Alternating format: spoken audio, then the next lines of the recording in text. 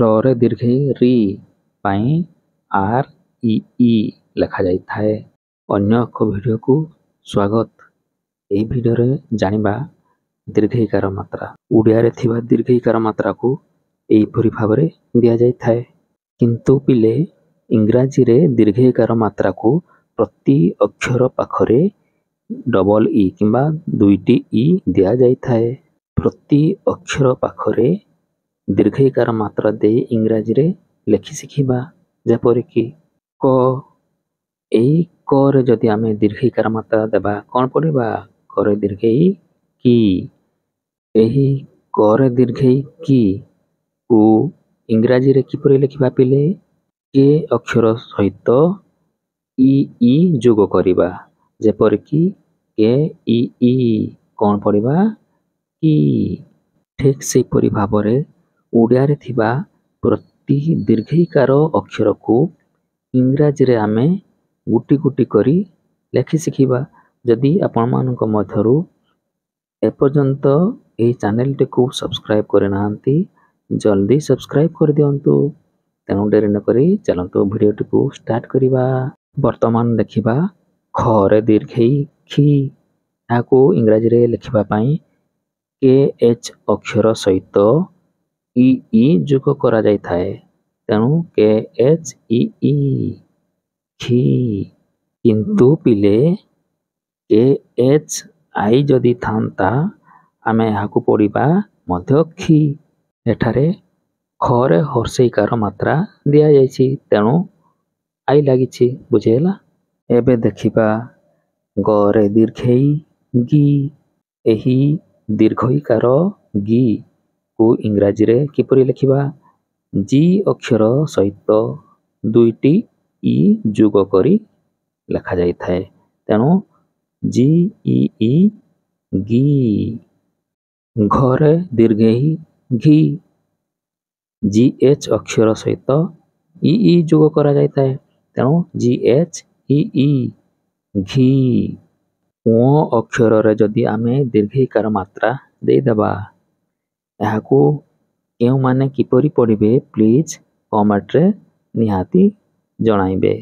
ଏହିପରି ଯଦି ଆମେ ସାଙ୍ଗସାଥୀଙ୍କ ମେଳରେ ମଜା ମଜଲିସ୍ କରି ପଢ଼ିଥାଉ, ଆମେ କେବେ ବି ଭୁଲି ନଥାଉ। ଠିକ୍ ଅଛି?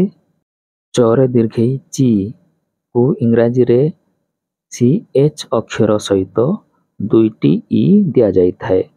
ଯଦି CHEE ଲାଗିଥାଏ, ତେବେ ଏହାକୁ ପଢ଼ାଯାଏ ଚରେ ଦୀର୍ଘଇ ଚି। କିନ୍ତୁ ପିଲେ ହର୍ଷେଇକାର ଚି କୁ ଇଂରାଜୀରେ କିପରି ଲେଖୁଥିଲେ ଟିକେ ମନେ ପକାଅ? CHI। CH ଅକ୍ଷର ପାଖରେ ଆଇ ଦିଆଯାଉଥିଲା, ନୁହେଁ କି? ଠିକ୍ ସେହିପରି ଭାବରେ ଛରେ ଦୀର୍ଘଇ ଛି କୁ ଇଂରାଜୀରେ ଲେଖାଯାଏ CHHEE ଛି। ବର୍ଗଜରେ ଦୀର୍ଘଇ ଜି କୁ ଇଂରାଜୀରେ ଲେଖାଯାଏ JEE ଜି। ଝରେ ଦୀର୍ଘଇ ଝି ପାଇଁ ହେବ JHEE ଝି। ଟରେ ଦୀର୍ଘଇ ଟି TEE ଟି। ଠରେ ଦୀର୍ଘଇ ଠି କୁ ଲେଖାଯାଏ THEE ଠି। ଡରେ ଦୀର୍ଘଇ ଡି ପାଇଁ ହେବ DEE ଡି। ଢରେ ଦୀର୍ଘଇ ଢି କୁ ଲେଖାଯାଏ DHEE ଢି। କିନ୍ତୁ DHI ଯଦି ଥାନ୍ତା କ'ଣ ପଢ଼ିବା? ଏହାକୁ ବି ମଧ୍ୟ ପଢ଼ିବା ଢି।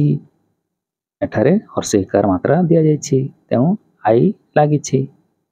ବର୍ତ୍ତମାନ ଦେଖିବା ଣରେ ଦୀର୍ଘଇ ଣି। ଏହି ଦୀର୍ଘଇକାର ଣିକୁ ଇଂରାଜୀରେ ଲେଖାଯାଏ N ଅକ୍ଷର ସହିତ ଇ। ତେଣୁ NEE ଣି।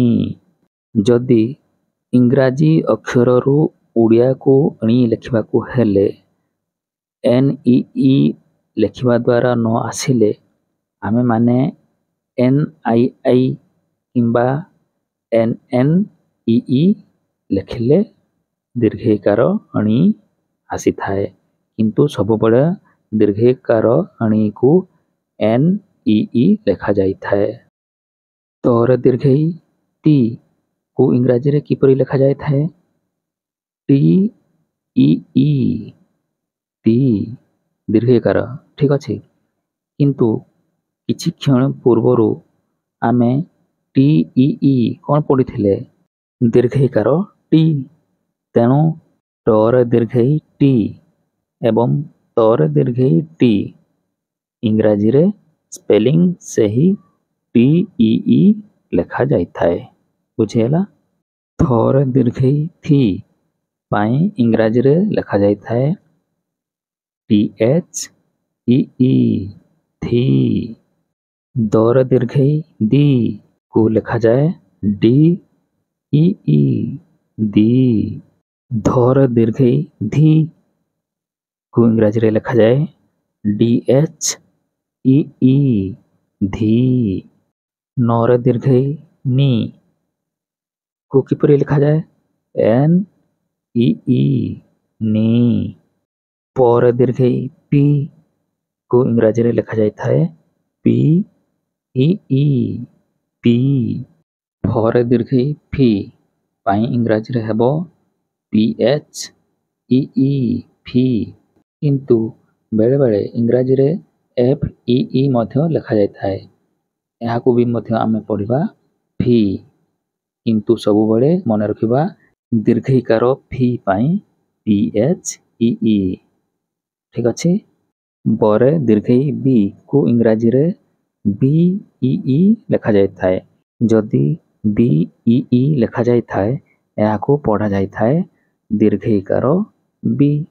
ଭର ଦୀର୍ଘଇ ଭି ଏହି ଦୀର୍ଘଇକାର ଭି କୁ ଇଂରାଜୀରେ ଲେଖାଯାଏ BH ଅକ୍ଷର ସହିତ EE। କିନ୍ତୁ ବେଳେବେଳେ VEE ଲେଖାଯାଇଥାଏ। ଏହାକୁ ବି ମଧ୍ୟ ପଢ଼ାଯାଏ ଦୀର୍ଘଇକାର ଭି। କିନ୍ତୁ ସବୁବେଳେ ମନେ ରଖିବା ଦୀର୍ଘଇକାର ଭି କୁ BHEE ଲେଖାଯାଇଥାଏ। ଠିକ ଅଛି। ମର ଦୀର୍ଘଇ ମି କୁ ଇଂରାଜୀରେ ଲେଖାଯାଏ MEE ମି। ଅନ୍ତସ୍ତରେ ଜରେ ଦୀର୍ଘଇ ଜି କୁ ଇଂରାଜୀରେ ଲେଖାଯାଏ JEE ଜି। ବର୍ଗ ଜରେ ଦୀର୍ଘଇ ଜି ମଧ୍ୟ JEE ଲେଖୁଥିଲେ। ମନେ ପକାଅ ଟିକେ ପିଲେ। ତେଣୁକରି ବର୍ଗ ଜରେ ଦୀର୍ଘଇ ଜି ଏବଂ ଅନ୍ତସ୍ତରୀ ଜରେ ଦୀର୍ଘଇ ଜି ଇଂରାଜୀରେ JEE ଲେଖାଯାଇଥାଏ। ଓକେ। ରରେ ଦୀର୍ଘଇ ରି ପାଇଁ REE ଲେଖାଯାଇଥାଏ। ରରେ ଦୀର୍ଘଇ ରି କୁ ଇଂରାଜୀରେ ଲେଖାଯାଏ LEE। କିନ୍ତୁ ପିଲେ ଯେତେବେଳେ ଆମେ ଇଂରାଜୀ ଅକ୍ଷରରୁ ଓଡ଼ିଆକୁ ଟାଇପ୍ କରିବା ଯଦି LEE ଲେଖିବା ସେତେବେଳେ ଳରେ ଦୀର୍ଘଇ ଆସୁନଥାଏ ତେବେ ଆମେ LII କିମ୍ବା LLEE ଲେଖିଲେ ଳରେ ଦୀର୍ଘଇ ଳି ଆସିଥାଏ। କିନ୍ତୁ ସବୁବେଳେ ମନେ ରଖିବା ଳରେ ଦୀର୍ଘଇ ଳି ପାଇଁ LEE ଲେଖାଯାଇଥାଏ। ଳରେ ଦୀର୍ଘଇ ଲି କୁ ବି ମଧ୍ୟ ଇଂରାଜୀରେ LEE ଲେଖାଯାଇଥାଏ। ୱାଇରେ ଦୀର୍ଘଇକାର ଇ ଇଂରାଜୀରେ ଏହାକୁ ଲେଖାଯାଏ YEE। ଆପଣମାନେ ୟରେ ଦୀର୍ଘଇକାର ମାତ୍ରାକୁ ଦେଇ କିପରି ଉଚ୍ଚାରଣ କରୁଛନ୍ତି ଦୟାକରି କମେଣ୍ଟ ବକ୍ସରେ ଲେଖନ୍ତୁ। ଦନ୍ତସ୍ୱର ଦୀର୍ଘଇ ସି କୁ ଲେଖାଯାଏ ଇଂରାଜୀରେ SEE ସି। ମୂର୍ଦ୍ଧନି ସ୍ୱର ଦୀର୍ଘଇ ସି କୁ ବି ମଧ୍ୟ ଲେଖାଯାଏ SEE ସି। ତାଲବ୍ୟ ଶ କିମ୍ବା ଡେଙ୍ଗା ଶରେ ଦୀର୍ଘଇ ସି କୁ ଇଂରାଜୀରେ ଲେଖାଯାଏ SHEE ସି। ହରେ ଦୀର୍ଘଇ ହି କୁ ଇଂରାଜୀରେ ଲେଖାଯାଏ HEE ହି। କ୍ଷରେ ଦୀର୍ଘଇ ଖି କୁ ଇଂରାଜୀରେ ଲେଖାଯାଏ KSH ଅକ୍ଷର ସହିତ EE ଯୋଗ କରାଯାଇଥାଏ। ତେଣୁ KS एच इ ଇ को କ୍ଷରେ ଦୀର୍ଘ ଇ ଖି ପଢ଼ାଯାଏ। Thank you.